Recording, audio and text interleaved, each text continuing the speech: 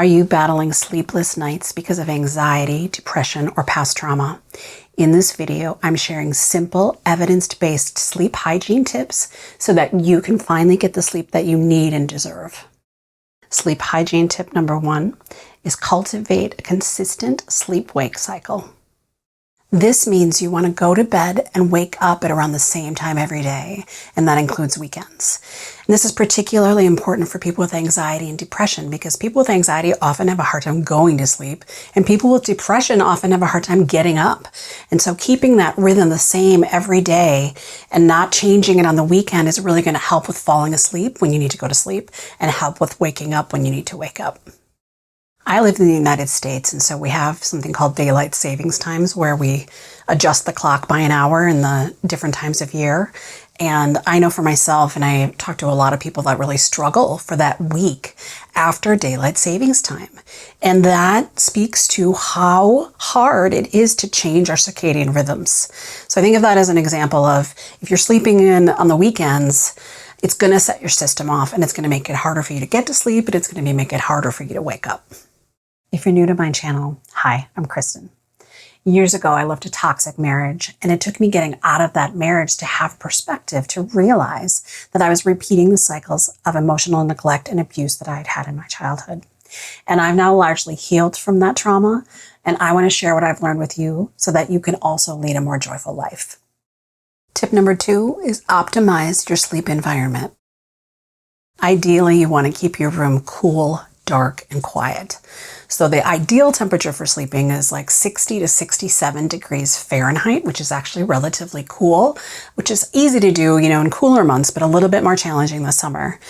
You also want to keep your room dark. So if you want to close your blinds, you want to ideally have room darkening shades if you can, but a sleep mask works really well for blocking the light. And I know it can be something to get used to, having something attached to your face, but you'll be surprised at how easy it is to do over time.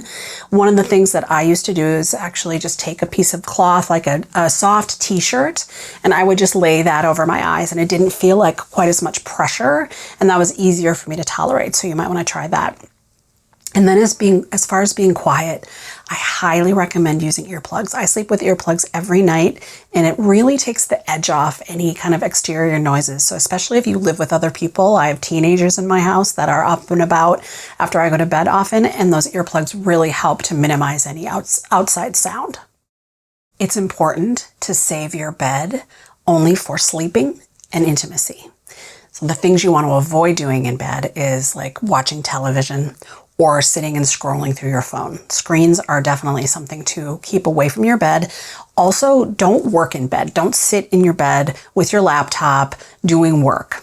That's definitely going to make it harder for you to sleep when you're in bed. Do not look at your clock in the middle of the night. Or if you're having a hard time going to sleep and it's taking a while, don't look at your clock to check the time. So if you take your phone to bed, have it face down. Put it face down so you can't see it. And if you have a clock on your bedside table, have it facing away from you so that you're not tempted to look at it. And you're going to have to discipline yourself, because looking at that clock when you're trying to get to sleep or you've woken up in the middle of the night, you're curious about what time it is. It's not going to help you to know what time it is, actually. That's going to orient you. It's going to wake you up more. It might add to anxiety. So whatever you can, make a commitment to yourself to not look at your clock in the middle of the night. The next tip is to watch your diet and substance use. You want to avoid stimulants. So that includes coffee, tea, chocolate, nicotine, vape, anything like that. And I would recommend definitely avoiding caffeine, they say, for 8 to 10 hours prior to going to bed. So for me, I don't have caffeine after noon. Nicotine is also a stimulant, and you want to avoid that, I would say for probably a couple of hours before you go to bed. You want to limit alcohol, and this can be kind of counterintuitive. I think people think about alcohol as being a depressant and it relaxes you, which is true, but it really disrupts the physiological aspects of your sleep and will make it harder for you to get deep sleep. I remember a time when I was having terrible insomnia. I decided one night that I was going to drink wine to get to sleep, which I thought at the time I was so desperate. I was kind of ready to do anything. But after I poured the glass of wine and I started drinking it, I immediately broke into a sweat from my anxiety and knew there was no way that, first of all, that it was a sustainable plan. I wasn't going to start drinking wine every night. And that wasn't going to work. You want to watch evening food and fluid intake. So you don't want to drink a ton of water, close to going to bedtime so that you don't have to get up in the middle of the night. But you also want to avoid eating a really heavy meal, like pasta, something like that, within 2 to 3 hours of going to bed. There are actually some good snacks that you can have in the evening. You can have a small snack in the evening to help you get to sleep. And the things listed on the screen here are good for that. So a glass of milk, kind of as people have always said, have a glass of milk before you go to bed. That's true. Of course, not great for people with lactose intolerance, but for other people, that would be fine. And nuts and seeds are a good snack to have. Kiwi, and then tart cherry juice. So not really sugary cherry juice, but the tart sugar-free cherry juice. All of these things have either melatonin, serotonin, and tryptophan in them and have been proven to help with sleep. I want to take a moment and just ask that if you're having any sleep issues, please leave me a comment and I can see if there's something else that I could share with you that might be helpful. And also it'd be great if you click the thumbs up button. That'll ensure that other folks get to see this, and share it if you know someone that's struggling with sleep. Share this with them so that they can get the information as well. And of course, it would be great if you would click the subscribe button. Thank you. And the last tip is you want to move your body during the day. You want to get some sort of movement or exercise. This will help with your sleep quality and quantity. So this can be anything as simple as walking. It doesn't have to be anything super vigorous. And actually you want to avoid vigorous exercise within 2 to 3 hours of going to bed because that's too stimulating. But definitely get some sort of movement in during the day. Another thing that can help with good sleep is NSDR, and this stands for non-sleep deep rest. This is a type of guided meditation that you can use to reset your nervous system and get your body into a relaxed state. And this can be especially helpful for people who are experiencing insomnia, but also doing this type of guided meditation every day can help you get to sleep faster and can increase the quality and the quantity of your sleep. Struggling to get sleep if you have anxiety, depression, or PTSD can be incredibly lonely, but restful sleep is possible. Today in this video, I'm going to teach you 4 actionable strategies that you can take to help you get better sleep. Strategy number 1 is harnessing the power of the morning light. People who have anxiety, depression, or PTSD often have sleep interruptions. You might sleep in too much or might not be getting enough sleep. Setting your circadian rhythms, getting that morning light is really powerful in helping to set the rhythm so that you can sleep better. And so that can mean opening your shades or opening your windows so that you get a lot of natural light in the morning. Ideally, getting outside so you can get sun on your skin and even facing the direction of the sun so sun can enter into your eyes. You don't have to stare at the sun. You don't want to do that. But letting the sun get into your eyes is actually really going to help set your rhythms and help you get a better night's sleep. Strategy number 2 is breaking hypersomnia inertia. And what that means basically is not allowing yourself to oversleep. And so for people who have a lot of issues with oversleeping, and this really is common with depression, you want to encourage yourself to get out of bed. And so what I recommend is, first of all, setting an alarm, because if you let yourself sleep naturally, you're probably going to oversleep. And then I would also recommend setting that alarm across the room so that you are forced to actually physically get up out of bed, walk across the room to turn it off.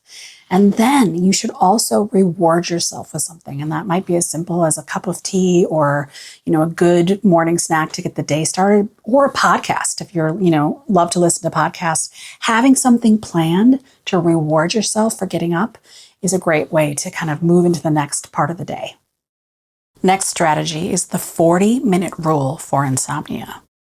So if you are a person that struggles to get to sleep, or if you wake up in the middle of the night and you can't get back to sleep, if it's been about 40 minutes, you need to get out of bed. I know this sounds counterintuitive because you're trying to sleep and I'm telling you to get out of bed. And this is really important because it helps to kind of reset your clock and help you get more prepared for sleep. So what you want to do is get out of bed. Before you go to bed, actually plan ahead so that you're ready to do this, and plan a really simple activity to do. You want to get out of bed, sit in a room that's got lights on. It doesn't have to be brightly lit, but that has lights on, and do some sort of simple activity. It could be reading something that's not super stimulating, like a calm magazine, or a book is fine too. You just don't want to read anything like a horror novel or something like that. And then you want to do that activity for about 20 minutes. After that 20 minutes, you're going to turn off the lights and go back to bed and try again. In addition to kind of resetting your clock and helping you kind of start the sleep cycle over, it prevents you from making your bed into a place of frustration. And that can happen for people who have a lot of chronic insomnia. Your bed almost kind of turns into a torture chamber. I know that's how it felt for me when I wasn't getting any sleep.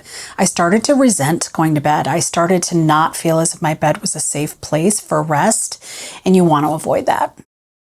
I learned this technique from a therapist years ago when I was struggling with insomnia, and she told me about this, and I was really resistant to it. And when I would go to visit her, I saw her once a week for quite a while, and when I would go to visit with her, and I would tell her about my insomnia, she'd say, "Did you get out of bed?" And week after week, I would say, No, I didn't. She's like, "You have to get out of bed."